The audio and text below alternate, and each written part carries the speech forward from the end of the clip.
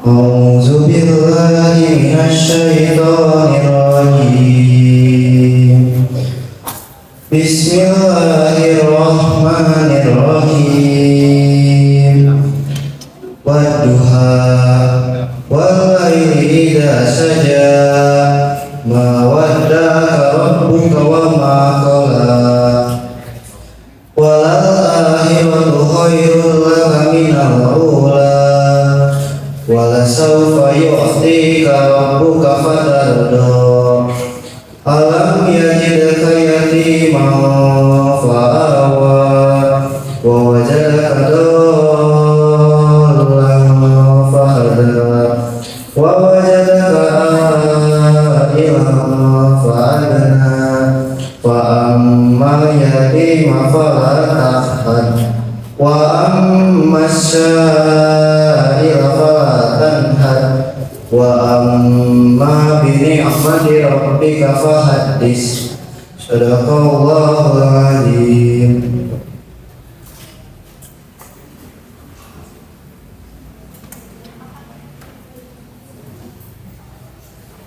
Masya Allah. Selanjutnya lanjut ke sambutan dari Bapak Kepala Sekolah kepada penyanyi dipersilakan.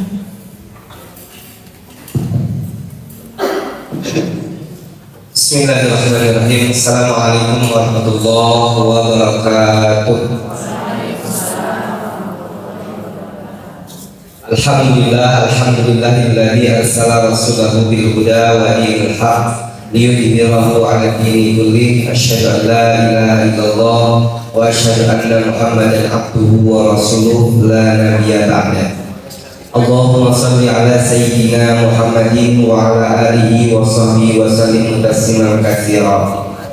Qala Allah ta'ala fil Qur'anil Karim, a'udzu billahi minasy syaithanir rajim. Bismillahirrahmanirrahim. Wa'idhu lahum mastata'tum min quwwatin al-ayat. Sadaqallahul azim wa sadaqa rasulul karim wa nahnu ala dzalika minasyahidin wa syakirin. Yang saya hormati Ibu Eva, alhamdulillah terima kasih sudah berkenan hadir di tengah-tengah kita. Insyaallah nanti beliau akan berbagi dengan kita bagaimana proses pendidikan anak-anak kita sehingga nanti anak-anak kita bisa tumbuh menjadi anak-anak yang saleh dan salehah. Yang saya hormati Ibu Titin sebagai bidang ataupun PKS ataupun wakil kesiswaan. Yang saya hormati dan saya banggakan orang tua kelas 10 tahun ajaran 2024-2025. Puji dan syukur marilah kita panjatkan kehadirat Allah Subhanahu wa taala. Alhamdulillah atas izin Allah Subhanahu wa taala hari ini kita bisa bertemu di tempat yang mungkin baru untuk sebagian dan tempat yang sudah banyak dikenal untuk sebagian. Jadi untuk sebagian orang ini baru, untuk sebagian dari antara ibu bapak semuanya ini adalah sudah tidak asing lagi lah gitu ya, karena mungkin yang dari SMA ataupun yang punya SD dari SD Cordoba. Salawat dan salam semoga tetap tercurahkan kepada Nabi kita Nabi Muhammad Sallallahu Alaihi Wasallam, tak lupa kepada keluarganya, para sahabatnya, para tabiinnya, para tabiin, dan mudah-mudahan kita termasuk pada umatnya. Ibu bapak semuanya, pada kesempatan kali ini kami dari SMA ITB Cordoba mengucapkan ahlan wa sahlan, selamat datang, welcome di sekolah SMA ITB Cordoba. Mudah-mudahan sekolah ini menjadi sekolah yang terbaik untuk putra putri semuanya. Sudah barang tentu ibu bapak semuanya, untuk mewujudkan sekolah yang terbaik itu perlu ada kerjasama. Oleh sebab itu kenapa hari ini yang pertama kali dikenalkan itu adalah orang tua tentang lingkungan sekolah kita. Karena apa? Karena perlu ya, jangan sampai kami arahnya ke kanan, ibu arahnya itu agak ke kiri gitu ya. Itu ibu bapak arahnya ke arah kiri, itu kurang, tidak akan nyambung nanti dalam proses pendidikan. Nah, oleh sebab itu mudah-mudahan ya 3 tahun ke depan kami bisa menjalankan amanah ibu bapak semuanya, dan amanah ini amanah yang sangat berat bagi kami ya, karena yang kami kelola itu bukan benda mati, tapi benda hidup dan berakal ya. Benda hidup berakal, dan pada fase ini anak-anak SMA itu fasenya itu dia akan menentukan apa kumaha saya gitu, ataupun kumaha temannya, tidak akan didengar, orang tua tidak didengar, guru tidak didengar ya. Oleh sebab itu ini perlu ada proses yang sinergisitas, ada proses perpaduan antara sekolah dengan orang tua. Nah, mudah-mudahan dengan pertemuan ini ibu bapak semuanya bisa memahami bagaimana konsep pendidikan yang ada di SMA ITB Pondok. Dan alhamdulillah saya ucapkan terima kasih sekali lagi kepada Bapak mau berbagi dengan kami di acara pertemuan orang tua kelas 10 tahun ajaran 2024-2025. Dan mudah-mudahan ibu bapak semuanya kedepannya ya kami terus melakukan hal-hal yang terbaik di masa yang akan datang. Itu untuk sementara, mungkin untuk penjelasan lebih lanjut nanti akan disampaikan setelah pemaparan dari Bu Eva. Untuk pengantar pertemuan kali ini itu saja yang bisa saya sampaikan. Mohon maaf atas segala kekurangan. Billahi taufiq wal hidayah. Assalamualaikum warahmatullahi wabarakatuh. Terima kasih kepada Pak Henry. Selanjutnya ada materi dari Ibu Eva Nurkofifah, SPSI MH, CPHT, CNNLP. Kepada Ibu Eva dipersilakan.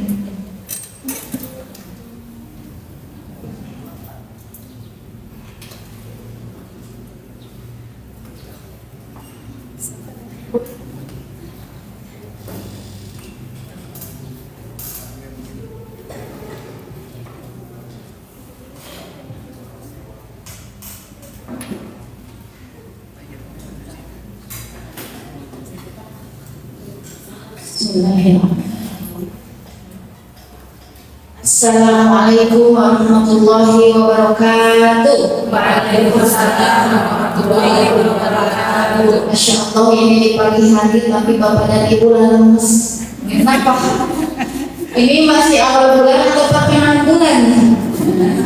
Biasanya kalau pertengahan bulan katanya namanya tanggal belasan ya, belas kasihan.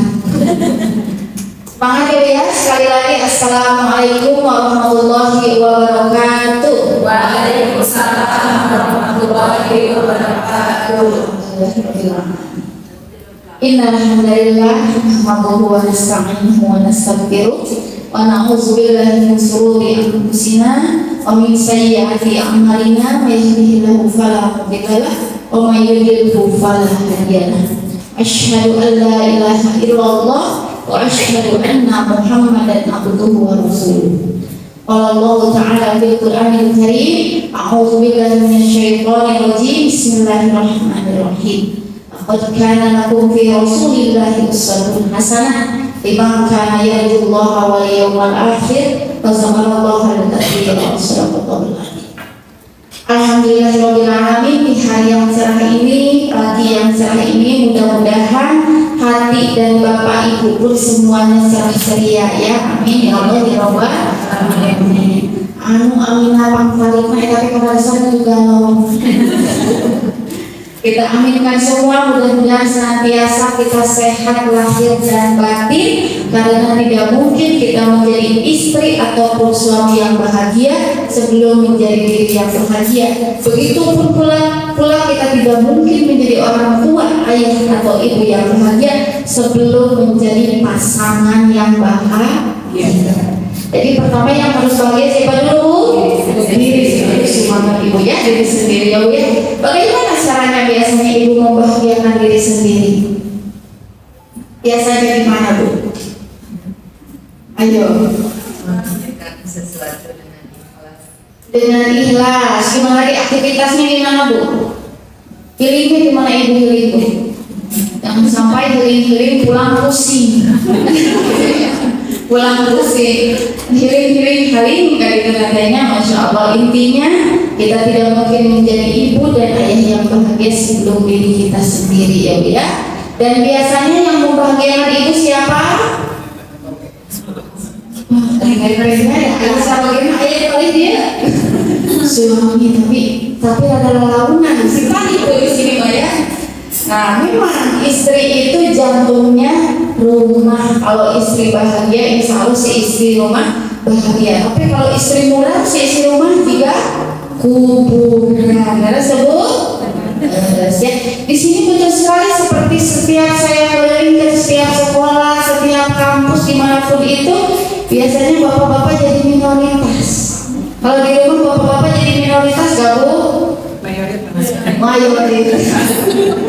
Nah, alhamdulillah ya Bu ya, dari mana ibu-ibu mah jadi penguasa. Di kajian penguasanya sama ibu-ibu, di acara sekolah penguasanya sama ibu-ibu, di jalanan penguasanya sama ibu-ibu, sen kanan belok kalau gitu Bu melorot tikayun saya kamu ibu ya. Alhamdulillah mungkin ibu mah ceria, sehat selalu ya Bu ya. Amin ya Allah ya Rabbal alamin.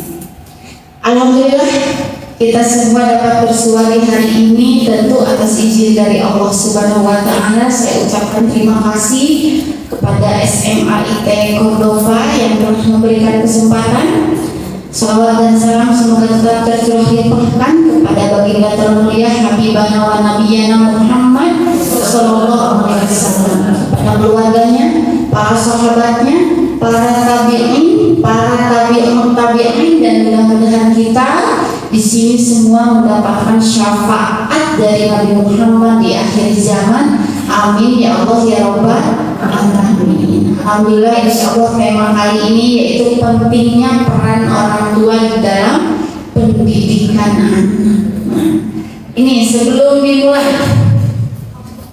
kira-kira biasanya untuk usia, saya sambil berdiri saja ya Bu ya, karena ibu-ibu dan bapak-bapak tuh halus gitu duka memutan susuhun terus si poe susuhun Bu duka memutan katanya.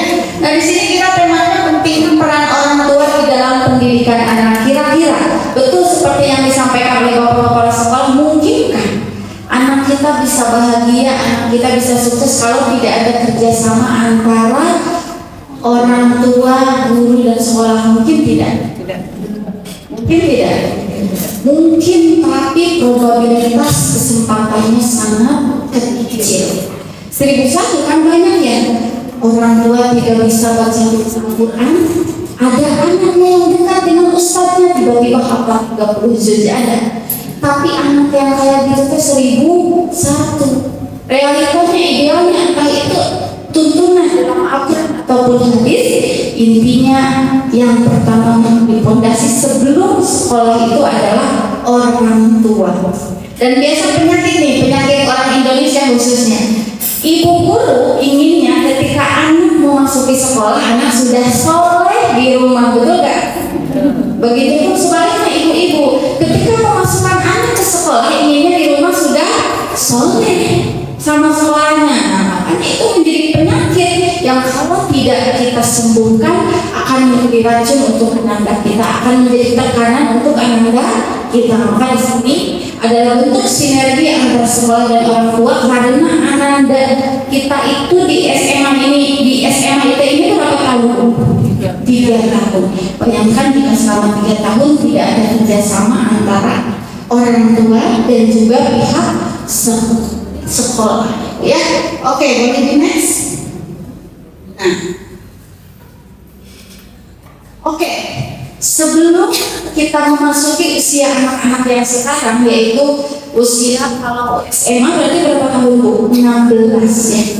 Rata-rata usia segitu ya, 15, 16, dan nanti keluar usia 18 gitu ya. Nah, kita flashback dulu ke belakang bagaimana pola pengasuhan ibu dan bapak ketika Ananda masih kecil. Itu berpengaruh gak? Banyak yang datang ke ruang terapi saya, jangankan remaja, ada bapak-bapak, ibu-ibu yang usianya 40 tahun, 65 tahun menangis-nangis, meraung-raung karena luka masa kecilnya. Nah, jadi sekarang sudah di fase usia remaja, kita flashback dulu ke belakang bagaimana kita mendidik Ananda kita ketika ia masih kecil. Apakah seperti sabda Rasul harus dengan kelembutan di 7 tahun pertama, ataukah penuh dengan kekerasan, penuh dengan ancaman, namun tergiur gitu dan lain sebagainya. Ibu-ibu kira yang mana nih? Kira-kira yang mana? Yang senyum-senyum, masya Allah ya. Nah, kita flashback agar kita tidak memaksa Ananda kita untuk tiba-tiba harus seperti malaikat. Harus kita pola asuhnya ketika anak 7 tahun seperti apa, tapi ketika anak kita 18 tahun, 15 tahun tiba-tiba harus langsung berubah seperti Power Ranger. Ada yang begitu, Bu? Nah, tantangan saya Bu ketika ada di ruang konseling bukan hanya mengkonseling atau terapi Anandanya, tapi juga orang tuanya. Gitu ya. Karena biasanya yang namanya luka pengasuhan itu Bu beruntung. Iya, Bu nenek aku uyun begitu aja terus hingga ke bawah, dan harapannya kita memutus mata rantai itu dengan cara apa? Kita memiliki utang pengasuhan pada Ananda kita di usia Ananda kita SMA, gak apa-apa. Tidak ada kata terlambat, gak apa-apa ya Bu ya. Kita sering usah kepalanya di usia ini, kita tetap memeluk dan lain sebagainya. Ibu tahu ketika Fatimah putri Rasulullah, saking dekatnya Rasulullah dengan Anandanya, sampai ada hadis yang keluar begini, tidak boleh ada yang membuka pintu rumah ketika putri saya datang kecuali saya. Itu kata siapa? Kata ayahnya. Kemudian ketika putrinya datang dipeluk, berarti boleh gak seorang ayah memeluk putri perempuan? Ya, sangat boleh. Jadi meskipun tetap ada batasan-batasan yang tidak boleh dilewati, tapi hal itu perlu terus dilakukan dengan alasan apa? Agar anak perempuan kita tidak mencari kasih sayangnya kehidupan. Nah, kalau kurang kasih sayang ayah, mohon maaf bapak-bapak ya, Indonesia ini nanti ketika fatherless, kurang kasih sayang dari ayahnya, bahkan ketika ada ayahnya yang di pinggir, ayahnya sambil main game, ayahnya sambil main judi online. Sekarang lagi musim ya. Nah, di pengadilan agama saya membaca 10 putusan ya, kebetulan di suara saya hukum keluarga, saya menganalisis 10 putusan. Sekarang sudah masuk tuh penyebab judi online dari perceraian. Ya, karena ayah itu ada di pinggir tapi sibuk masing-masing. Yang akhirnya ketika ada teman sekelasnya yang nanya, kamu lagi apa? Wah, anak perempuan kita itu berbunga. Kamu sudah makan atau belum? Gitu ya Bu ya, langsung berbunga padahal ayahnya bukan hanya bertanya kamu sudah makan dan sebagainya, memberikan kasih sayang lebih dari itu.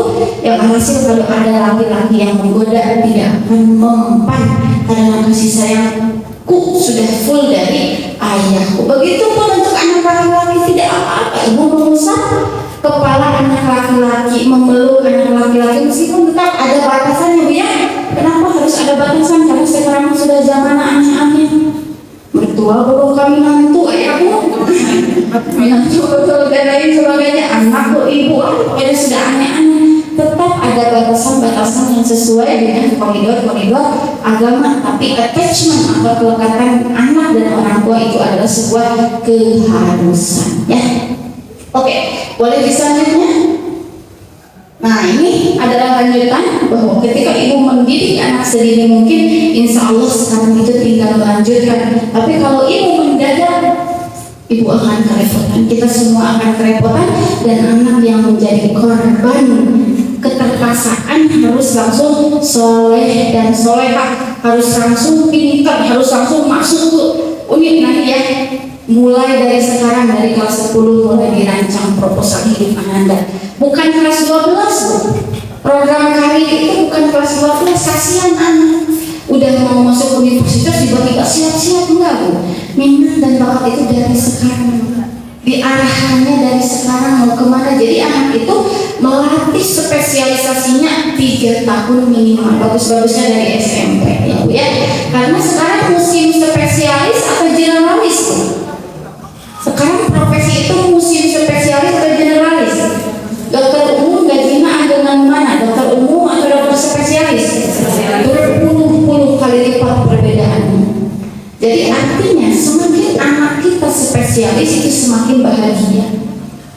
ia melakukan sesuai dengan keinginannya. Tapi kalau misalnya ada penjurusan nanti ada IPA, ada IPS, sama ibu dipaksa, anak itu udah minat dan bakat itu di IPS, dipaksa ke IPA, begitupun sebaliknya, maka dia akan menjalani 3 tahun di dalam sebuah keterpaksaan, ketidakbahagiaan yang hasilnya. Saya tanya dulu sama ibu kalau dipaksa suami bahagia atau tidak?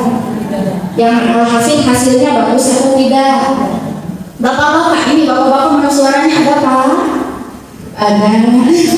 Bapak-bapak kalau dipaksa istri gimana perasaannya Pak? Dituntut sama istri gimana perasaannya Pak? Tuhnya, bapak-bapak nanti KDR kayak undang-undang penghapuskan kekerasan dalam rumah tangga.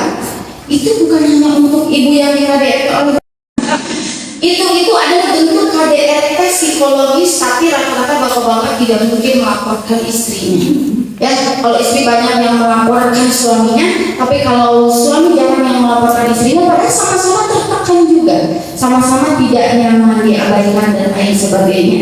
Jadi harapannya sinkronisasi dalam mendidik anak itu antara ayah dan ibu yang memang itu tidak mudah. Ayah keunikannya seperti ini, ibu pun keunikannya seperti ini. Siapa ras terkuat di bumi? Siapa? Ibu itu, masya Allahnya. Nah itulah intinya ya, tidak bisa mendadak, enggak saling menyesal itu belakangan. Tidak ada kata terlambat. Usia Anda sekarang 15 tahun. Saya banyak menangani kasus usia 30 tahun narkoba, dan itu perjalanannya panjang. Dia udah ke BNN direhab, udah ke Abah Anu direhab, datang ke saya udah ke psikiatri, udah diobat juga dan lain sebagainya. Dalam artian meskipun ibu dan bapak merasa ada yang salah dengan pengasuhan kami ketika masih kecil, tidak apa-apa ya, daripada terus berlanjut. Sekarang masih 15 tahun, tidak apa-apa, karena dari 15 akan 16, 17 dan hingga 30 tahun. Dan banyak sekarang di luar sana narkoba, bahkan ada kasus usia 25 tahun canduan seks open BO. Awalnya open BO saya turunkan, setelah beberapa sesi turun, setelah open BO jadi apa Bu? Porno aksi. Setelah porno aksi turun lagi, jadi apa Bu?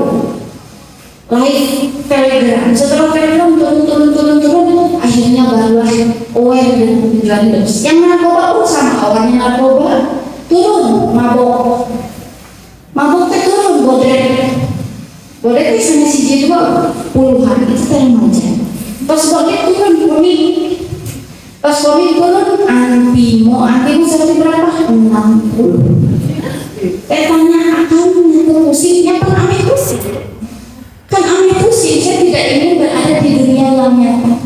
Bahkan ada klien saya usia 15 tahun, dia tidak ingin dewasa karena setiap hari saya melihat ibu dan bapak saya berantem. Ya, jadi kalau ibu dan bapak berantem boleh nggak di depan anak? Idealnya tidak boleh. Tapi namun keceplosan kumaha, namun terlanjur kumaha. Ibu dan bapak harus memperlihatkan cara berdamainya. Jadi konflik itu jangan digantung. Yang hasil anak tidak betah di rumah. Kalau anak tidak nyaman di rumah, dia hanya menghabiskan waktu dengan teman-temannya. Syukur kalau temannya pun di lingkungan yang solih yang syukur. Tapi kalau sebaliknya, ibu kira yang anak-anak yang hamil yang di jalan itu orang tidak berada.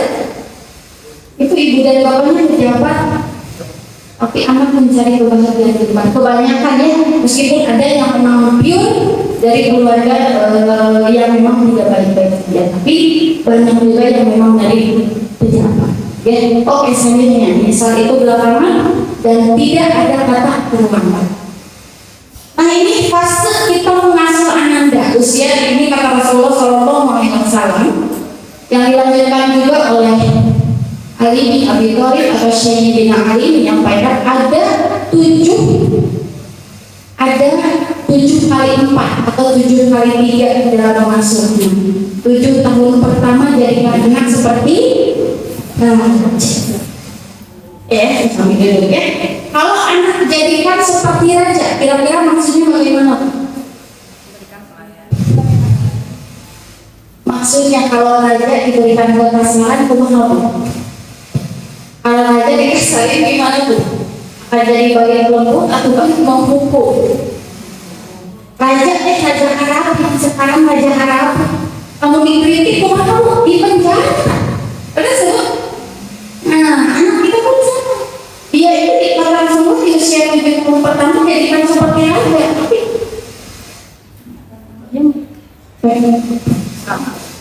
harus dimatiin. Nah, Rasulullah SAW menyampaikan 7 tahun pertama itu jadikan anak seperti raja.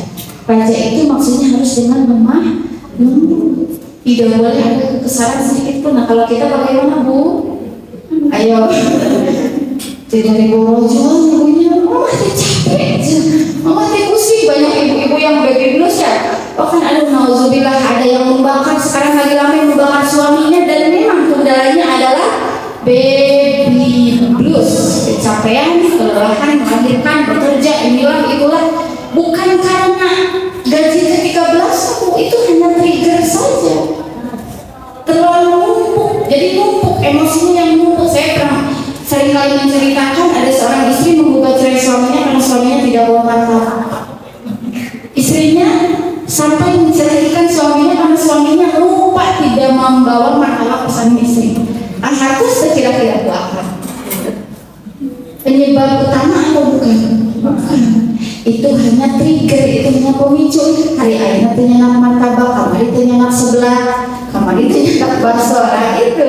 Jadi intinya ada pengabaian yang terus-menerus yang dilakukan oleh suami terhadap istri. Begitupun suami yang asalnya ditahan-tahan kesel ke istri kieu gitu dan lain sebagainya, ditahan-tahan sabar suami sabar protok talak satu.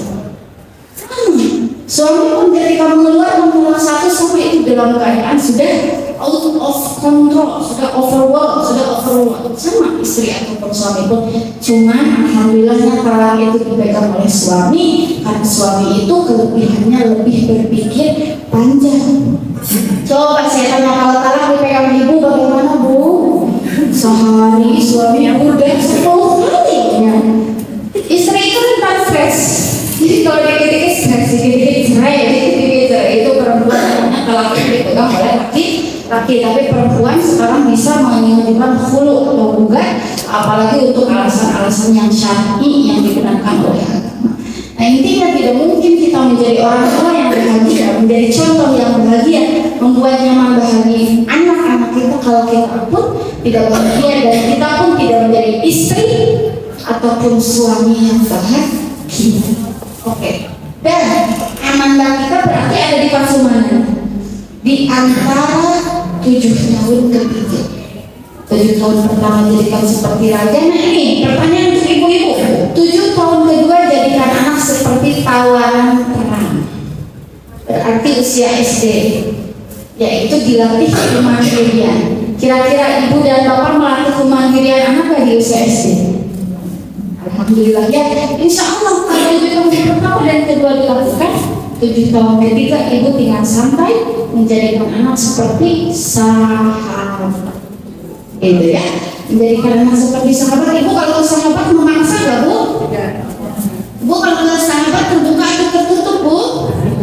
Nah, kalau ada tanda-tanda ananda ibu di usia sekarang tertutup sangat, itu berbeda dibandingkan dengan yang terbuka segala cerita. Kalau dari kecil, Bu, ibu punya anak yang ketika anak melakukan kesalahan dia cerita, Bu, aku tadi melakukan kesalahan, langsung aja Bu, jangan langsung dibangun, bikin kesalahan apa kamu?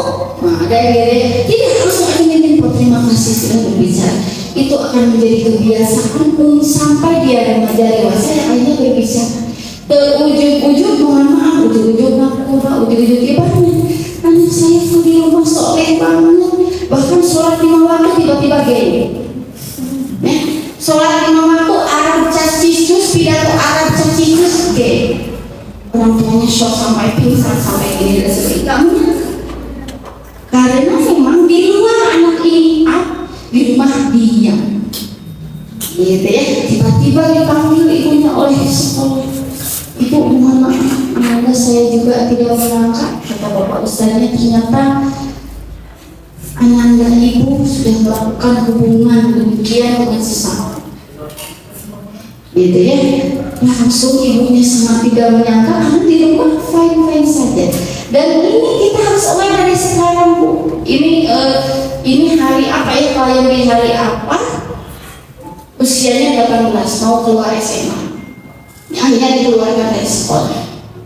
Ya, alhamdulillah sekarang usia 15 tahun, anak ibu, mudah-mudahan ini menjadi bekal. Pokoknya kalau sudah mulai-mulai tertutup, kita dekati dengan cara yang baik, ya. Dekati, dipegang hatinya. So, ibu-ibu ada suami, Bu. Ibu, cara mendapatkan hati suami kumaha? Cara memegang hati suami kumaha, Bu? Apakah dengan dicek HP-nya, Bu? Percuma ibu dicek HP-nya terus dihapusan tiga. Nah itu bukan dengan cara dicek HP-nya. Kita percuma suami itu, kalau kata Ustaz siapa nih? Bu, suami ibu itu waduh, sudah sebelum tidur dihapusan dulu, sebelum sampai rumah dihapusan dulu, gitu ya. Intinya bukan dengan demikian, tapi dititipkan ke Allah dan istri pun menjadi sosok yang dirindukan. Begitupun sebaliknya. Suami tidak perlu overprotective pada istrinya, karena meskipun LDR setahun sekali, oke, kalau sedih. Tapi kalau suami kita, istri kita ada di pinggir kita, mau di penjara sama kita, selingkuhnya selingkuh. Gitu ya, anak kita pun sama. Bukan soal dekatnya jarak, jauhnya jarak, tapi hatinya terpaut atau tidak dengan kita sebagai orang tua. Jangan sampai menjadi orang tua yang dihormati karena ditakuti. Jadi kalau dihormati karena ditakuti mah, anaknya akan baik di depan orang tuanya, di karena tiba-tiba berlaku. Ya, padahal itu yang tidak disarankan oleh Allah dan Rasulnya. Bahkan dalam Quran surah Al-Imran ayat 59 baca saya dijelaskan bahwa jangan keras dan kasar pada anakmu karena dia bisa lari, dia bisa kabur. Itu yang disampaikan, ya. Lihatlah cara mendidik Luqman terhadap anaknya dengan begitu lemah lembut. Kenapa di dalam Al-Quran yang sering kali dibahas itu bukan hubungan ibu dan anak, tapi ayah dan anak? Kenapa, Bu? Puluhan kali diulang-ulang, ya bunganya, ratus dulu lah, dan seterusnya. Itu hubungan ayah dengan anandanya, bukan ibu dengan anandanya. Kenapa, Bu? Karena kalau ibu sudah jelas, tidak perlu dikeluarkan lewat ayah pun, ibu sudah pasti mau membersamai anandanya, mengasuh anandanya, kecuali hanya 1-2 orang saja, tentu itu pun ada permasalahan. Tapi kalau ayah harus ekstra, harus sampai Allah mengeluarkan ayat hingga ia mau dekat dengan anandanya, gitu ya.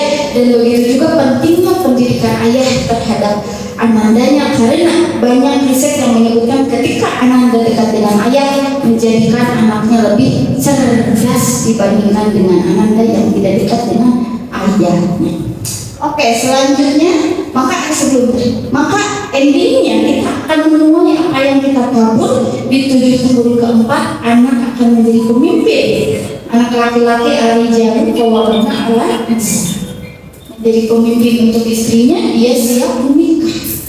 Dalam undang-undang pernikahan nomor 1 tahun 74, usia pernikahan itu sekarang laki-laki 19, perempuan 19. Itu sudah boleh menikah, entah itu di dalam hukum Islam ataupun di dalam undang-undang. Artinya ibu akan menuai apa yang dilakukan sedari ini, gitu ya, sedari dalam kandungan. Bukan ujuk-ujuk anak, ujuk-ujuk jadi suami soleh, jadi istri soleh, tidak ujuk-ujuk. Ibu yang menjadi mertua idaman, Bu. Anak laki-laki kita tong atur satu, biarkan dia mengerjakan pekerjaan rumah tangga. Saya tanya, pekerjaan rumah tangga tugas siapa? Nusa sering kajian majelis taklim terangnya tugas suami. Namun karena dalam rumah tangga harus ada konsep mubadalah, kesalinan, silahkan diatur.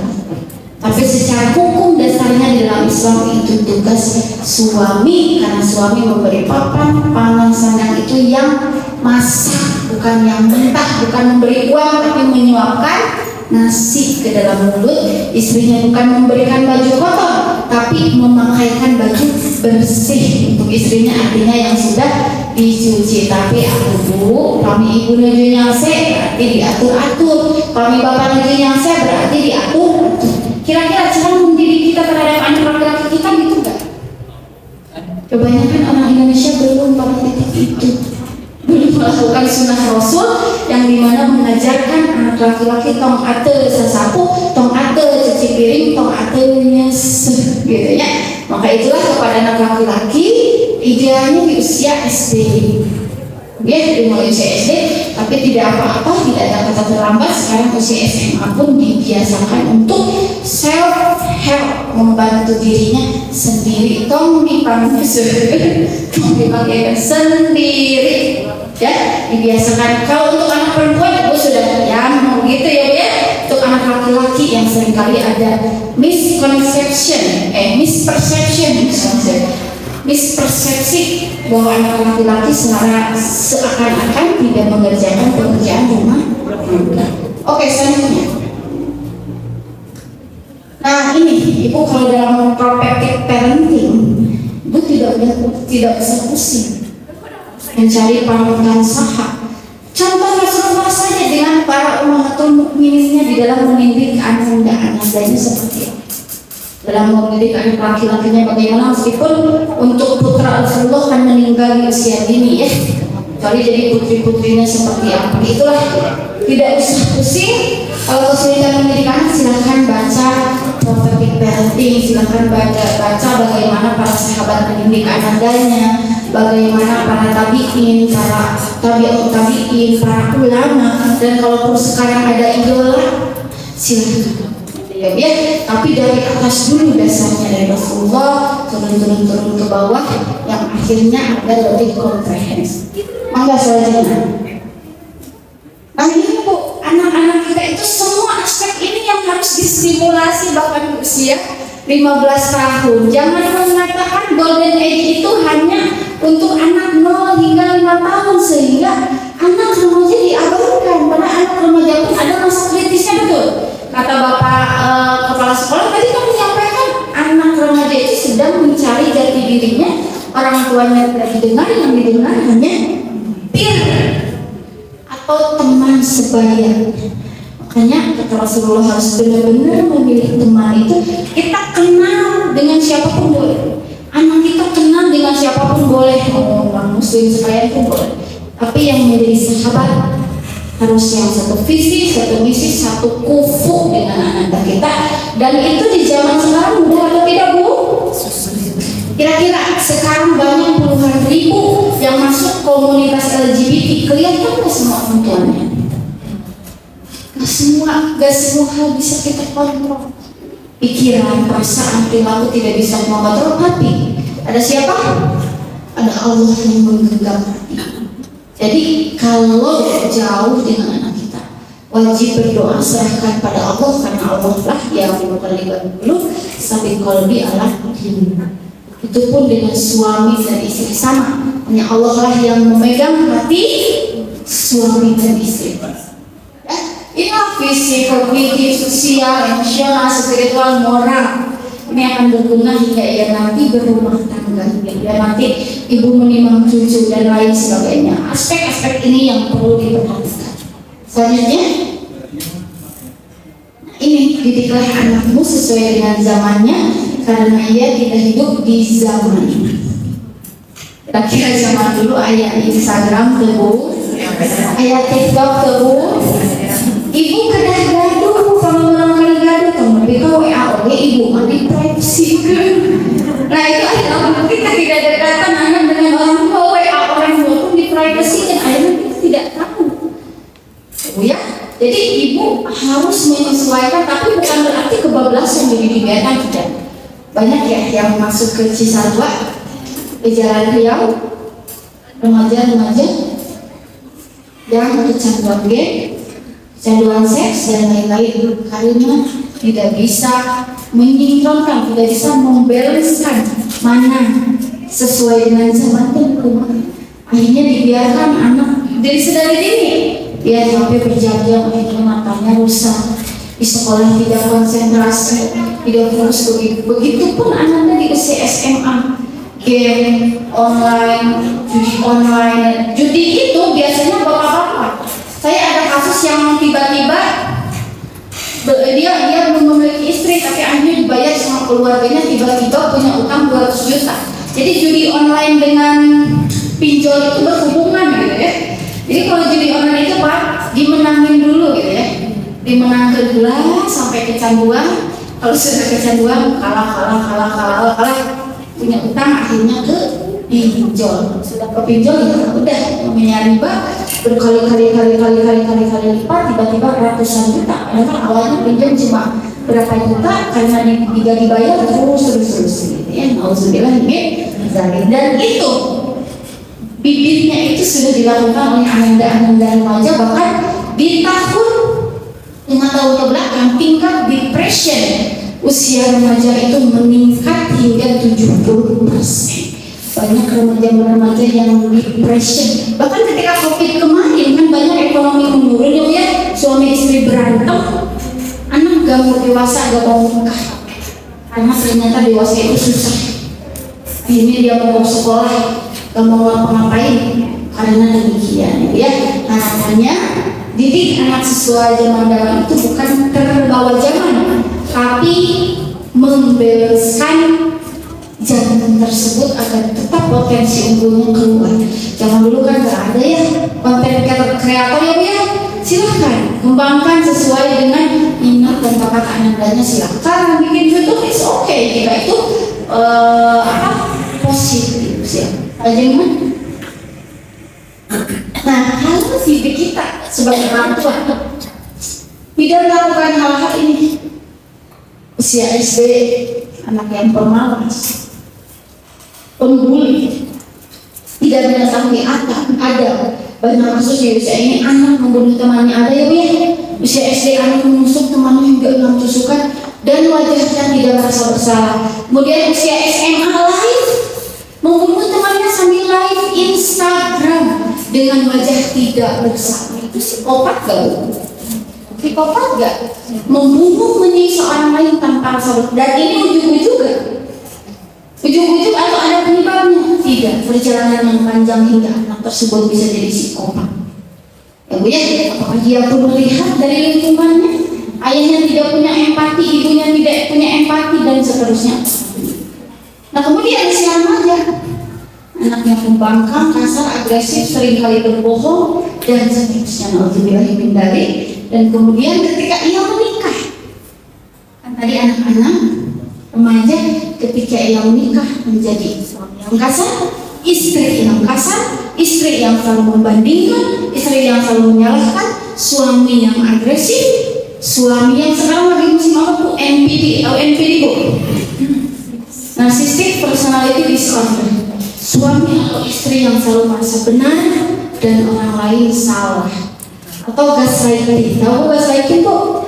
Sebelum disalahin, nyalahin duluan. Sebelum dimarahin, marah duluan. Namun ayah suami selingkuh zaman dulu hamburaan gitu nya. Suami selingkuh zaman dulu, hampuraannya sih gak kumaha. Zaman ayah kumaha apa suami selingkuh? Marah. Nah, bapaknya gini gara-gara apa? Nah, gitu ya. Begitupun sebaliknya, istri gimana istri zaman dulu keluyuran begitu ya Bu ya. Sama saja, intinya kesempatan di zaman ini sangat banyak, tinggal bagaimana cara kitanya mau mengambil atau tidak. Karena dalam rumah tangga itu ada setan namanya siapa Bu? Dasi. Itu setan perusahaan rumah tangga, dia akan memegang mahkota, itu mahkota tertinggi jika ia dapat merusak rumah tangga. Tapi kalau untuk orang yang pacaran di ibu setan terus-terusan biar zina, kalau untuk yang berumah tangga terus-terusan bagaimana caranya tidak berzina. Itulah setan yang selalu ada di setiap fase perkembangan gitu ya Bu ya. Oke, harapannya kita kalau sudah lihat ini, jadi berpikir ke depan ya Bu ya. Sebelumnya sajalana atau Bu? Mendidik anak sajalana atau berpikir ke depan? Berpikir ke depan. Semakin melihat ini semakin terlihat, oh ada present, sekarang adalah future, yaitu ke depan gitu ya. Dimensi kehidupan itu tidak itu masa lalu, masa kini, dan masa depan. Kita jadi melihat ini, anak kita sekarang ada something wrong dalam titik ini, oh masa lalu. Dan kalau sekarang tidak diperbaiki pun masa depannya seperti itu ya Bu ya. Oke, next. Ibu kuncinya adalah pertama jangan salah berdoa. Ibu boleh berdoa meminta ananda kita kaya, Bu? Boleh. Karena dengan kaya semuanya menjadi lebih mudah ya, Bu ya. Menjadi banyak sedekah, mau melakukan apapun lebih mudah dan sebagainya. Tapi bukan berdoa yang pure murni agar kaya, tapi harus diserangin kaya, berkah, bermanfaat dan sebagainya. Jadi ke depan panjang doa termasuk untuk ananda pun gitu. Banyak orang tua zaman dulu, kalau orang tua zaman sekarang sudah mulai berubah. Orang tua zaman dulu mendidik anaknya, menyekolahkan anaknya biar apa? Biar nanti balas budi. Yang balas itu siapa? Allah, bukan ananda kita. Ibu ya, ananda sekolah itu untuk diri. Kalau nanti dia berbuat baik, alhamdulillah itu menjadi kebaikan untuknya. Kalaupun dia kesulitan, ya dibantu dan lain sebagainya. Jadi pure untuk ibadah. Maupun ada seorang pemulung, ada seorang pembeca dan sebagainya, anak menjadi tentara, jadi itu pure itu untuk ananda. Ya, minimal dengar ibu ke bantu orang Sunda ya. Nah, jangan selalu berdoa. Doa yang komplit, soleh solehah, anak jadi qurrat a'yun, penyejuk hati, penyejuk mata untuk orang tua. Membuka mata dan pikiran untuk terus belajar. Alhamdulillah ini adalah wadah. Zaman dulu ada parenting gak, Bu? Jadi kalau zaman ibu seringkali dikasarin oleh orang tua ibu. Zaman dulu dulunya aku melakukan kesalahan, Bu, Bu itu, Bu. Sama ceprek ibu, Bu, ceprek tak awin pakuan ibunya. Saya mah tidak mengalami. Zaman katanya kan sering mendengar dari klien itu kalau kerasan itu awin pakuan ceprek Italian. Ibu, kalau ibu mendapatkan perlakuan itu, maafkan orang tua. Orang tua kita belum tahu ilmunya. Zaman dulu itu dekat dengan sunnah Belanda, bukan sunnah Rasul. Ada Bu, ilmu tidak berkembang seperti sekarang. Udah menyebar ya sunnah Rasul kecil, lemah lembut, buka istri, buka ananda, buka putra, lemah lembut. Gak ada zaman dulu. Tidak tersebar ilmu demikian. Yang hasil yang dekatnya itu sunnah Belanda. Belanda kan gitu kejajahannya ya. Itulah yang turun-menurun, yang akhir itu disebut dengan pendidikan. Padahal pembalas dendaman, padahal itu pengeluaran emosi. Maafkan orang tua ibu jika melakukan hal itu pada ibu dan bapak. Ya, karena apa? Karena orang tua kita itu seperti Al-Quran yang rusak. Dibaca maka baca, dibuang dosa. Kita nyobain maafkan, tapi kita pun berusaha semaksimal mungkin untuk tidak melakukan pada anak kita. Soal dulu orang tua gitu pada kita, itu urusan dia dengan Allah. Tugas kita adalah tetap berbakti pada orang tua tanpa tapi, karena kocoran keringat, kocoran darah, air susu yang memang tidak pernah bisa dibayar. Bahkan dengan ibu membeli gunung emas, gimana di gunung nawan, akhirnya tidak akan pernah bisa membayar. Maafkan orang tua kita, tapi kita pun harus ingat hadis sunnah Rasul, ada 10 dosa orang tua karena kita sekarang sudah menjadi orang tua. Ya, jadi kalau ke orang tua kita memaafkan, tapi kalau ke anak kita jangan sampai kita memberikan luka batin yang sama. Ya, karena kita akan tahu nanti cucu kita, cucu terus aja terus kalau ada air kopi hidung di bersihkan aku naon ku kopi dari atau ku cai bening mas sekedip atau mungkin bisa sampai sakit mana juga akhirnya si kopi itu akan bangun itu pun sama ibu pun. Kalau ibu ada luka bersihkan. Beda-beda ya Bu ya. Ada yang bisa selesai dengan sendiri, ada yang memang harus diterapi.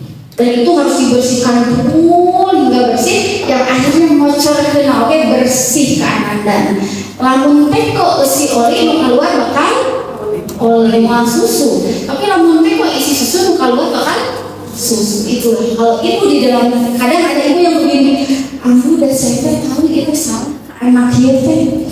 Tapi mulut dan tangan saya tidak bisa mengontrol. Ya, itu namanya karena itu disimpan di alam bawah sadar. Jadi secara tidak sadar kita sering kali mendapatkan perlakuan tersebut. Nah otomatis dulu saya dikieukeun gitu ya. Oke, selanjutnya ada istiqomah muhasabah diri ya. Jadi harus istiqomah dan juga harus bermuhasabah diri jika ada problem dengan anak. Jangan melulu menyalahkan anak, tapi muhasabah diri dulu sebagai orang tua. Ingat di zaman Umar bin Khattab ada seorang anak yang mencuri, dihukum masa kukuari anandanya atau ampuan ya, dan dihukumnya adalah ayahnya bukan anandanya. Intinya kalau ada something wrong di usia berapapun pada anak kita, muhasabah diri dahulu. Oke, selanjutnya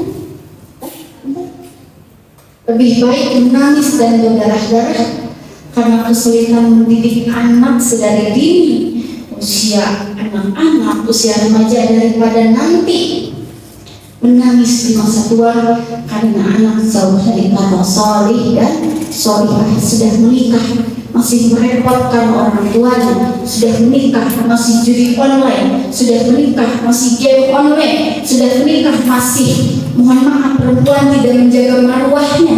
Banyak perempuan akor zaman ini, nauzubillah ini bisa. Lebih baik ibu capek ayahnya terus bu repetition diulang ibu udah teh kalau ada di warasan gitu tadi punya diulang-ulang. Kenapa? Di repetition, tapi di repetisinya dengan tetap menjaga nada yang lembut, bukan nada yang tinggi. Karena kadang-kadang masalahnya itu bukan soal masalahnya, tapi masalah nada. Ya, oke. Kalau tidak salah sudah selesai. Nah, oke, itu saja yang mungkin sedikit yang Bapak saya sampaikan. Barangkali ini bagaimana selanjutnya? Ada tanya jawab dulu?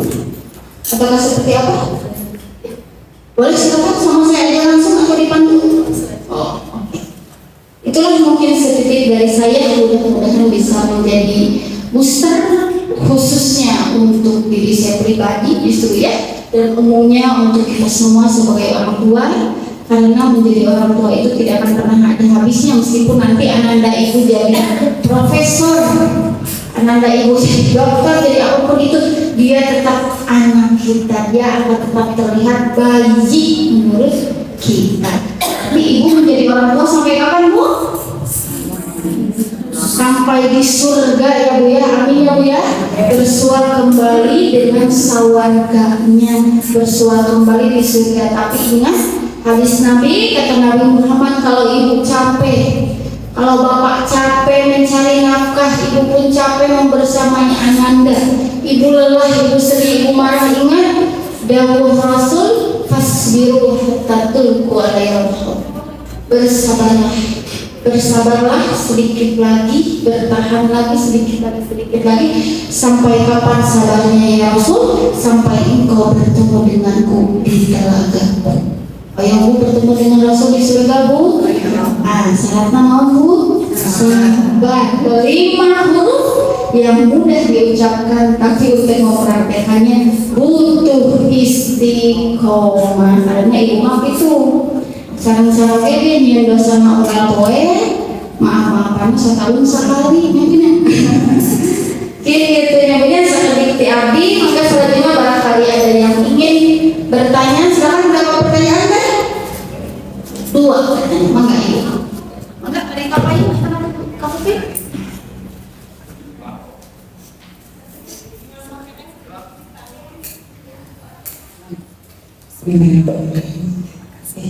Pengalaman yang sangat luar biasa mengingatkan kita semuanya sebagai orang tua. Tadi ditanya ibu-ibu kayak yang lagi mikir saya lagi memikirkan bagaimana untuk kedepannya mendidik anak. Karena gini, saya punya anak yang masuk sekolah ini awalnya dari pesantren. Saya menginginkan awalnya itu anak itu 6 tahun di sana. Saya memikirkan jangan untuk mendidik anak ini sekarang itu tantangan zaman berat ya. dibandingkan dengan tahun-tahun dulu gitu. Sekarang saya berpikiran udah saya berikan untuk pendidik anak hanya mencetak memahami dan mencari Al-Quran saja. Lantas nanti mau jadi apa silakan aja. Dan berupaya untuk 6 tahun di pesantren. Dan setelah itu 3 tahun sudah, dan saya berharap untuk dihadirkan kembali, ternyata tidak. Jadi anak saya bagaimana kalau misalkan tidak di sini lagi. Guru-guru di sana, ustaz-ustaz di sana sangat menyayangkan karena prestasinya lumayan, apalagi juga sudah lumayan ambisius. Dan saya berharap memang anak cuma saja, tapi itu tadi kan tidak boleh memaksakan anak. Saya nanya lagi dengan baik-baik, gimana untuk kedepannya misalnya di sini tadi, ya kita di luar saja. Dan saya memikirkan, kebetulan saya ngajar di SMA pendidikan saya di sekolah yang masih di sekolah saya gitu. Saya bilang, tolong nanti makanannya ambil. Terus berdiskusi dengan nanti saya tawarkan ke sini. Ya alhamdulillah dengan perjuangan nanti dia berpikiran nanti kalau misalkan di SMA itu biayanya gimana? Dia dari awal aja gitu. Akhirnya alhamdulillah sudah tidak bersih, tapi tetap ada kegundahan, ada kegalauan, banyak kejadian yang dipasangkan lantas masuk ke sebuah SMA yang kurangnya. Nah itu banyak jadi akhirnya kayak udah gitu kalau keluar gitu ya, pergaulan dan akhirnya lupa gitu ya. Nah ini kegalauan saya. Saya sebagai pendidik juga nanti, tapi tetap untuk mendidik anak itu memang butuh proses dan kerjasama antara orang tua dengan guru ya. Dan kebetulan saya sendiri mendidik anak saya tidak tahu figur seorang ayah karena sudah meninggal dan tidak tahu sama sekali figur seorang ayah. Saya berjuang menjadi ibu yang baik untuk anak-anak saya dan harus dibekali dengan agama. Dan keinginannya untuk 6 tahun saya kecewa. Tapi kekecewaan ini saya harus lembur dan akhirnya harus menuruti apa keinginan anak. Nah mudah-mudahan ada solusi yang terbaik dan bagaimana kemudahan saya dan mudah-mudahan di sini menjadi anak kita di sini ada kasus kalau misalnya dia jadi mudah-mudahan bisa melihat apanya kegunaannya seperti itu aja. Dan saya kalau mendidik anak mungkin karena saya kecapean dari jam 7 pulang jam 4 dan kadang-kadang untuk mendidik anak mulai dari halus, sedang dan marah sering saya marah karena saya sendiri gitu. Marah dan akhirnya kadang-kadang anak dia dan akhirnya jadi pendiam. Terus kalau untuk usia SD dan TK saya berpendapat anak itu harus dipaksakan karena kan yang nama SD dan SD dan SMP itu harus dipaksa karena kalau misalkan keinginan dia itu pilih sekolahnya yang umum gitu. Tapi saya memaksakan ke anak itu kalau SD harus SK harus agama. Nah ini saya selalu memaksakan itu karena harus berbau-bau agama ya. Nah untuk apakah salah saya salah karena untuk kebaikan itu harus dipaksa gitu. Kalau mengikuti keinginan anak itu kadang-kadang untuk usia kecil itu tidak punya pendirian dan mengikuti keinginan orang.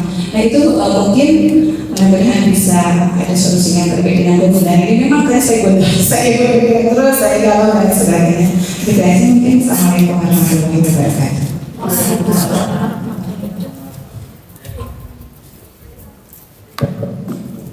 Oke, dengan ibu siapa bu? Ibu ya.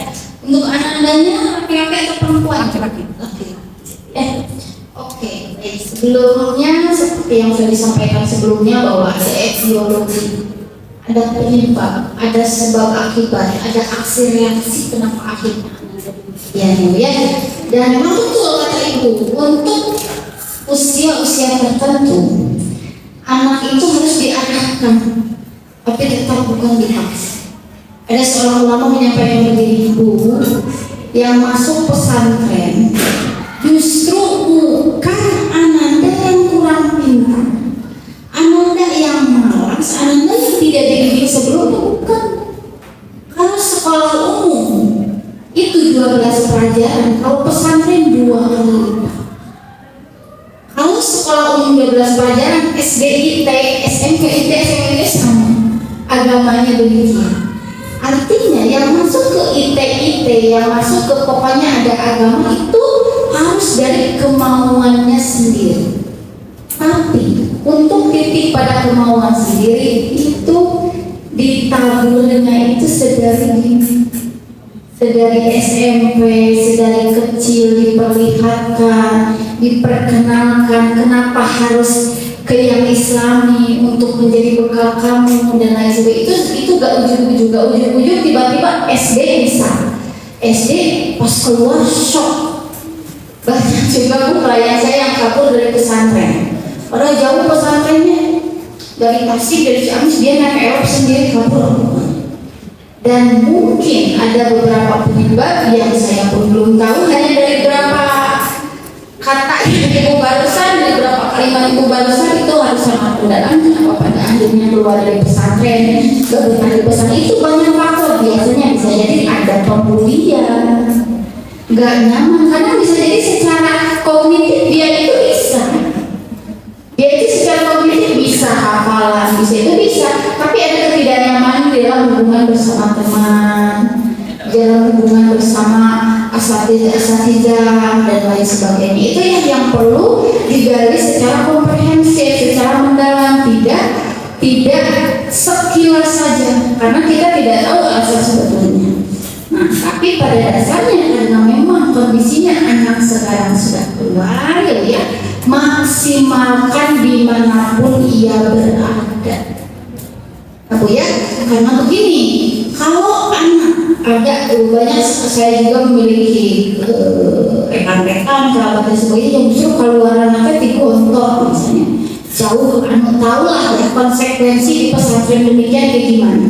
Kalau anak melakukan kesalahan bisa 100, gitu ya. Pokoknya masih dengan gaya-gaya yang demikian. Jika masih dengan gaya demikian, tapi anaknya gak siap, anaknya gak aware, anaknya ini is not education for me, ini bukan pendidikan untukku, tapi ini adalah hukuman, tapi ini adalah beban, aku rendah diri. Dia keluarnya betul kata ibu, asal muda keluar tina gedongka. Keluar pesantren buka kerudung, keluar pesantren kabar, diskotik, ya, melakukan hal yang ekstrim, sholat atas pukul itu, sholat 5 waktu dan seringkali di pesantren masih ada hukuman sebelum hayya 'alas sholat sudah di masjid, yang masih di jalan pokok dipukul.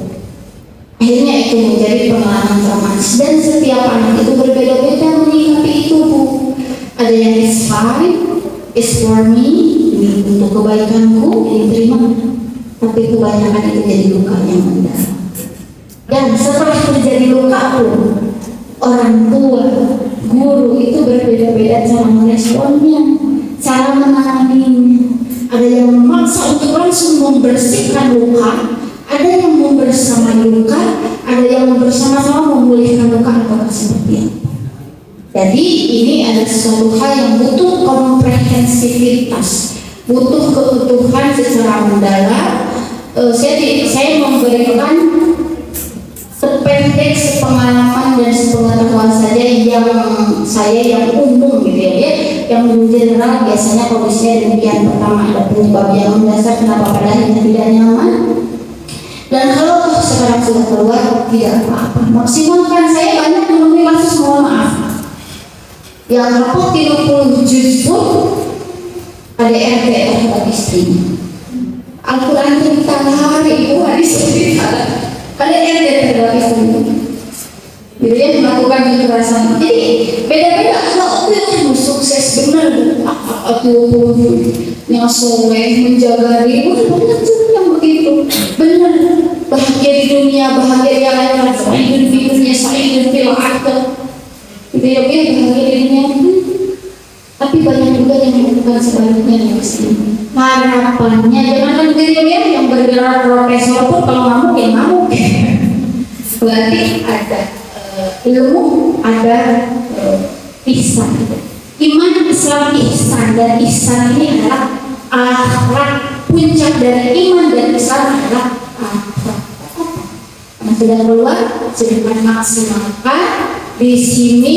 Insya Allah kita terus dibersamai sambil memulihkan luka masuk tempat. Kan saya memahami pasti terluka, pasti ada samping roh yang mungkin tidak disampaikan.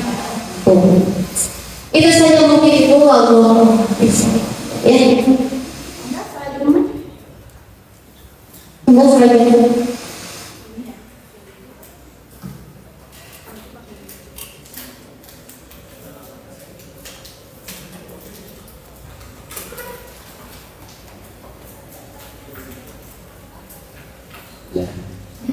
Assalamualaikum warahmatullahi wabarakatuh. Waalaikumsalam. Insyaallah, tabarakallah atas pemaparan dari Ibu Eva terkait dengan pemateri parenting hari ini. Mudah-mudahan menjadi ilmu yang bermanfaat. Menyimak dari ketiga fase yang tadi Ibu Eva paparkan, kebetulan saya memiliki anak di ketiga fase itu.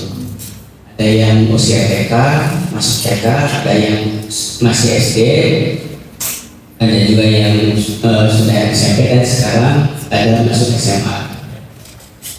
Dari situ saya flashback ke masa lalu, terkhusus untuk anak yang saat ini masuk SMA, betapa kalau melihat mengkomparasikan dengan materi tadi, betapa banyak luka pengasuhan, terutama pengasuhan yang kami sebagai orang tua alami. Entah karena faktor dulu waktu mungkin masih kecil, kami sama-sama sibuk sehingga banyaknya waktu anak itu dengan neneknya dan sebagainya. Tapi yang pasti itu terjadi di kami, adanya luka pengasuhan terkhusus untuk anak yang sudah di fase 3. Karena tadi disebutkan saya memiliki yang ketiga fase itu, yang ingin saya tanyakan yang pertama, bagaimana membedakan antara memposisikan anak yang di fase 1 itu sebagai raja dengan perlakuan kita yang karena pemahaman itu kemudian kita memanjakan tinggal diteliti dengan lembut, sehingga yang dikhawatirkan itu apalagi kondisi saat ini mungkin berbeda dengan kondisi dulu ya. Kondisi saat ini lekat, begitu lekat anak-anak itu dengan gadget. Memang ketika kita tidak penuhi keinginannya, itu takutnya ada kekhawatiran buka juga untuk pengasuhan lagi. Tapi ketika kita berikan kebebasan, ketika kita tanda kutip memanjakan karena kita posisikan dia sebagai raja, khawatir juga jadi apa ya, untuk gadget itu memberikan luka yang baru. Itu yang pertama. Yang kedua, untuk yang ada di fase kedua, tadi Ibu menyampaikan bahwa posisikan anak di fase kedua itu seperti tawanan perang. Nah, saya jadi berpikir bagaimana membedakan antara anak kita diposisikan sebagai tawanan perang dengan mengekang kebebasan atau menghambat kreativitas dari anak itu. Contoh kasus sederhana misalkan ketika anak usia SD SMP ini ada rencana untuk main ke Bandung atau ke bioskop bersama teman-temannya, kita langsung cut, nggak boleh dan sebagainya. Apakah itu salah atau bagaimana detail dari mengekang seperti itu? Itu yang kedua. Nah, yang menarik itu justru yang ada di fase ketiga. Yang di fase ketiga ini yang kami pikir hutannya begitu banyak karena mendapati luka di fase 1, fase 2, dan sekarang sudah ada di fase 3. Tadi Ibu juga menyampaikan bahwa salah satu solusi atau upaya untuk menembus luka pengasuhan itu adalah dengan memberikan apa ya, tadi ada tanda kutip ya, sentuhan-sentuhan fisik. Contoh misalkan anak banyak dipeluk. Kebetulan yang di fase 3 ini anak saya itu perempuan. Nah, memang kita suka ngobrol juga dengan istri, dengan ibunya, seperti yang Ibu tadi jelaskan. Cuma saya berpikir untuk kondisi saat ini terkadang jujur saya agak gagap gitu. Jadi ketika banyak meluk anak, apalagi anak sudah beranjak remaja, sudah mulai pandai merias dan sebagainya, diasah kagok gitu, asal ragam gitu. Akhirnya apa? Kita ganti dengan bagaimana memberikan keinginan, memenuhi keinginan dia soal dengan pikiran mudah-mudahan bisa menembus luka di masa lalu. Tapi juga berpikir takutnya malah masuk ke memanjakan lagi. Artinya bagaimana menurut Ibu Eva terkait dengan batasan-batasan khususnya untuk menembus luka pengasuhan di fase yang ketiga. Mungkin itu saja sementara. Terima kasih. Assalamualaikum warahmatullahi wabarakatuh. Waalaikumsalam. Baik, dengan Bapak siapa, Mama? Dengan Bapak Parman. Bapak Arman. Parman. Iya, siap ya. Oke, ini mungkin pertanyaan mewakili kemudian Bapak semuanya ya, mungkin yang masih ada kegalauan di dalam batasan-batasan tertentu dalam setiap fase perkembangan yang disampaikan oleh Rasulullah, begitu juga dengan Sayyidina Ali bin Abi Thalib. Begini Pak, maksud dijadikan dengan raja itu bukan semua keinginannya dipenuhi, tapi caranya yang lemah lembut. Tapi tetap ada pendidikan, misalnya usia dini, usia balita, sudah bisa minum sendiri ya sendiri, sudah bisa makan sendiri ya sendiri. Terkhusus untuk balita kan 7 tahun pertama dan mau masuk ke SD elementary school gitu ya, itu maksudnya tetap diajarkan mandiri, karena dalam hadis pun di usia 7 tahun itu sudah mulai diajar sholat. Kalau usia 10 tahun baru dipukul dengan cara tertentu. Dipukul Rasulullah itu bukan kayak kita orang Indonesia jebret-jebret, bukan, mau diperlihatkan dulu sabuknya. Setelah diperlihatkan sabuknya baru seperti pakai SP. Kalau di perusahaan pakai SP dulu gitu ya, SP dengan bahan seperti apa, baru diperlihatkan sabuk. Setelah sabuknya didekatkan, setelah didekatkan baru dikeplokkan gitu ya, kemudian dilokali ke tempat yang tidak berbekas. Coba ibu lah mengapa rumah aku ada ciwet tapi hijau gitu. Nah gitu bukan. Jadi maksud jadi raja itu bukan semua keinginannya dipenuhi, hanya dimanjakan. Kalau dimanjakan justru jadi toxic parenting, jadi racun untuk anandanya. Kalau anak tantrum menginginkan es krim padahal dia sedang batuk, padahal dia sedang sakit gigi, jangan dikasih meskipun tangisannya semakin keras. Semakin keras tangisan anak, semakin jangan dikasih. Kita sebaliknya ya, semakin keras tangisan anak, semakin dikasih karena pusing. Ya? Nah, padahal sebaliknya tidak boleh dikasih. Kalau dikasih dengan dia sudah teriak dengan otak sekian, dia belajar, oh biar dikasih tangisannya harus seperti ini. Oh biar dikasih saya harus sambil lempar ini.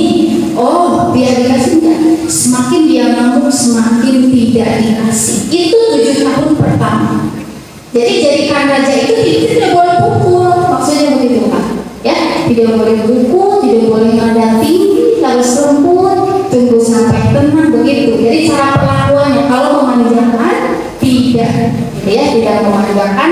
Jadi memanjakan itu kan konotasinya negatif, tapi kalau memeluk dan sebagainya itu sangat disarankan touching dari dia, ya.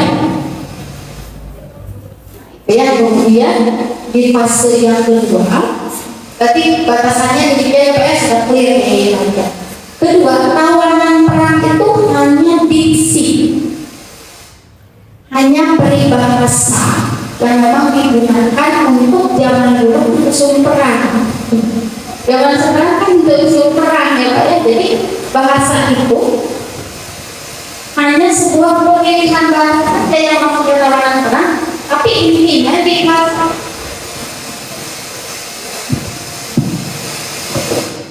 Nah, tapi maksudnya di fase kedua itu anak dididik kemandirian Pak. Jadi tawanan perang itu karena kan pakai bahasa hadis, redaksi hadis aja gitu kan zaman dulu gitu ya, tawanan perang gitu ya. Nah itu, tapi pada dasarnya fase kedua 7 tahun kedua itu jadikan anak mandiri dengan cara mengikuti 7 tahun pertama walaupun mandiri seperti tadi saya mencontohkan untuk anak laki-laki jangan sampai gatal kalau cuci piring, ngepel dan lain sebagainya itu ya. Mulai dari bangun tidur bersihkan, bereskan tempat tidur sendiri, hal-hal yang demikian. Maksud tawanan perang itu bukan kasar, bukan mengekang. Jadi pola asuh itu ada 3 ya Bapak Ibu. Pertama, otoriter. Otoriter itu dari A hingga Z kumaha orang tua. Bahkan ketika saya menemukan banyak kasus ketika anak sudah menikah pun kurang kolot. Nyawanya ayah kan begitu Bu. Bahkan saya memiliki menantu yang ingin membunuh mertua. Itu otoriter. Terus nikah lagi di open hand jadi banyak intervensi. Nah itu otoriter. Tipe yang pertama, pokoknya di A di Z rumah orang tua berarti nikah wae anak dana segalanya ya interior kudu kieu kitu mah kudu hiasan kudu kieu ya rumah orang tua gitu ya. Nah itu otoriter.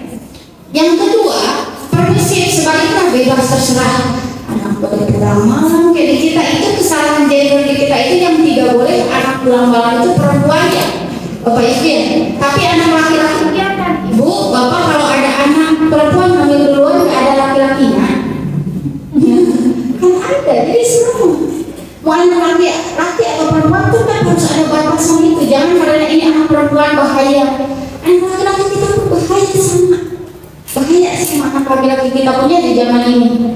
Nah itu yang kedua itu permisif diabaikan terserah seperti memakannya anggulang gitu ya kami sekolah orang Sunda banyak anggulang gitu ya. Dan yang ketiga itu adalah idaman kita semua, harapannya kita memiliki pola asuh demokratis. Anak dibebaskan berpendapat, anak dibebaskan berperilaku, tapi dengan batasan-batasan yang sesuai dengan koridor-koridor. Nah, dan di fase kedua itu tawanan perang itu bukan dikekang seperti tawanan perang. Maksudnya kemandiriannya wajib agar di fase ketiga tinggal menuai. Jadi kita menabur di fase 1 akan menuai di fase 2, kita menabur di fase kedua akan menuai di fase ketiga. Dan di fase ketiga batasan-batasan bagaimana caranya jadikan sahabat itu pun akan berpengaruh. Kenapa sekarang raja? Karena terbiasa gitu ya, karena tidak biasa. Saya mencontohkan tadi Nabi Muhammad SAW pun memeluk Fatimah. Fatimah sudah menikah, sudah memiliki Hasan dan Husain, tapi memeluknya tentu bukan memeluk hanya suami istri, peluk sudah. Itu akan menjadi boleh Pak, yang namanya pola habit kebiasaan itu adalah hanya pola perasaan, pola pikiran dan perilaku, dan itu bisa diubah. Bapak-bapak sekarang lewat biasakan. Jadi muncul dalam rumah tangga itu kebiasaan baru, iklim baru yang lebih sunnah. Sama ibu ke bapak pun biasanya cara romantis. Dia biasa dan bapak ke ibu pun sama. Karena romantisme dalam rumah tangga pun itu sunnah dan akan membuat anak nyaman berada di rumah. Dan harapannya anak perempuan bapak, saya ingin mencari suami seperti ayah. Karena ayahku memperlakukan ibuku seperti ratu. Kalau bapak memperlakukan ibu seperti ratu, maka ibu pun akan memperlakukan bapak seperti raja. Mungkin ayah raja sarang, mungkin ayah raja sarang khadimah. Paling dia sarang budak, ya. Intinya suami istri jadi raja dan ratu, maka anak pun insya Allah akan sangat nyaman dan itu menjadi keluarga idaman. Jangan sampai anak perempuan kita banyak karena ibunya suka menggoreng empang, abunya terkenging. Istri itu tidak boleh menjelekkan ayahnya kepada anaknya, apalagi anak perempuan. Kadang-kadang si ayah ini baik terhadap anak perempuan, tapi kan digoreng oleh ibu jadi kesel. Bahkan ada klien saya usia 30 tahun, aku saya itu bingung, ayah saya itu baik sama saya, tapi saya benci sama ayah saya. Karena saya baru sadar ternyata sedari kecil saya itu disamping oleh ibu saya. Tuh bapak dirinya ibunya bapak kamu mah bapak anak gorengan. Akhirnya itu yang terekam dalam telinganya. Hingga ia menikah pun saya menikah dengan laki-laki seperti ayah. Ya, nah itu baru kejadian. Pokoknya salah laki belum sih bapak. Demikian harapannya sebaliknya aku ingin menikah dengan laki-laki seperti ayah. Begitupun sebaliknya ya, ibu harapannya ibu pun demikian. Anak laki-laki ibu ingin memiliki istri seperti ibuku. yang begitu romantis, begitu menyayangi, begitu menghargai ayahnya. Ya. Sakit doa paling Bapak, kabunten anu pakai hatur wallahu a'lam bishawab. Atas. Bisa tutup dulu ya. Ini sudah selesai atau bagaimana ya Bu ya? Jam 10 lebih 10 sudah sejam 10 menit. Kalau sudah selesai saya akan tutup dengan doa. Bagaimana? Tutup ya. Oke baik, terima kasih dari saya sebelumnya. Mohon maaf juga jika ada kata atau perilaku yang kurang berkenan di hati. Terima kasih atas atensinya. Jika ingin bersilaturahim, silakan lewat media sosial saya di @ambu consulting and Link Center. Ya, saya usia pernikahan 13 tahun, namun nama panggilan saya Ambu. Makanya nama rumah terapinya Ambu Consulting and Healing Center. Ya, silakan boleh bersilaturahim di Ambu Consulting and Healing Center atau @eva_nurhofifa. Terima kasih sekali lagi atas atensinya, Ibu dan Bapak yang luar biasa meluangkan waktu di tengah kesibukannya. Ya, sibuk banget ibu-ibu, pokoknya tidak ada hentinya dari pagi hingga sore, bahkan bapak-bapak pun ada yang cuti lah. Inilah itulah mungkinnya demi sinergisitas antara orang tua dan siswa. Terima kasih. Berikan apresiasi pada diri. Tidak ada kata terlambat. Ibu dan bapak sudah menjadi orang tua yang luar biasa. Dengan datangnya ke sini pun sudah menjadi ibu dan bapak yang luar biasa. Dan mohon maaf juga jika ada kata atau perilaku yang kurang berkenan di hati. Mohon dibukakan pintu maaf yang selebar-lebarnya karena saya manusia biasa yang tentu banyak alfanya, banyak salahnya. Itu saja mungkin dari saya. Terima kasih. Wassalamualaikum warahmatullahi wabarakatuh.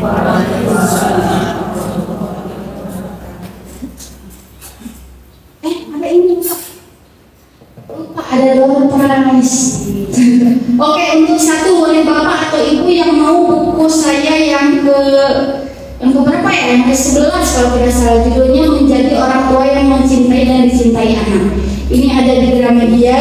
Tapi silakan yang mau yang maju aja ke depan. Maju dulu aja, silakan. Bapak atau ibu silakan. Ibu mau? Iya, boleh maju ibu. Mangga untuk ibu siapa tadi teh?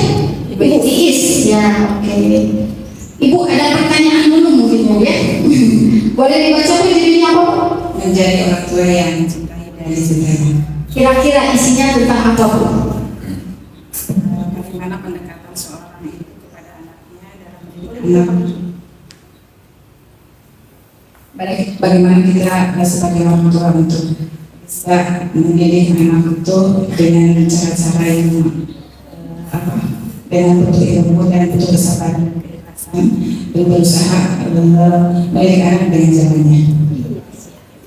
Nah, kira-kira ini kan judulnya Menjadi Orang Tua Yang Mencintai dan Dicintai Anak. Kalau kita mencintai anak, secara otomatis gak anak mencintai orang tuanya? Jawabannya tidak otomatis ya. Kalau kita mencintai anak, anak itu belum tentu mencintai orang tuanya, betul. Nah, berarti kalau anak ini mencintai orang tuanya juga harus bagaimana Bu kira-kira menurut Ibu?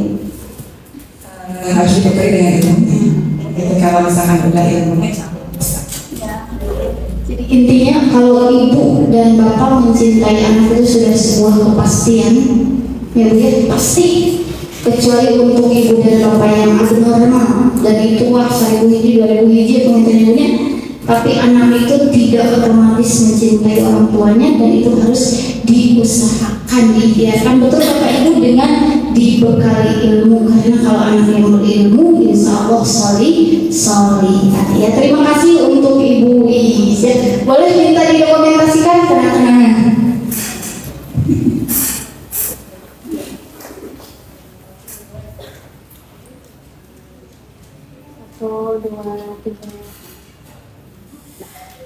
Enggak. Pernah dua. Sama-sama. Enggak, saya kembalikan. Mana ini?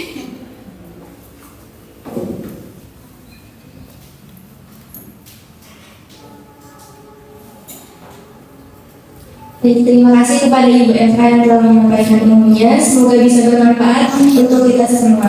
Selanjutnya ada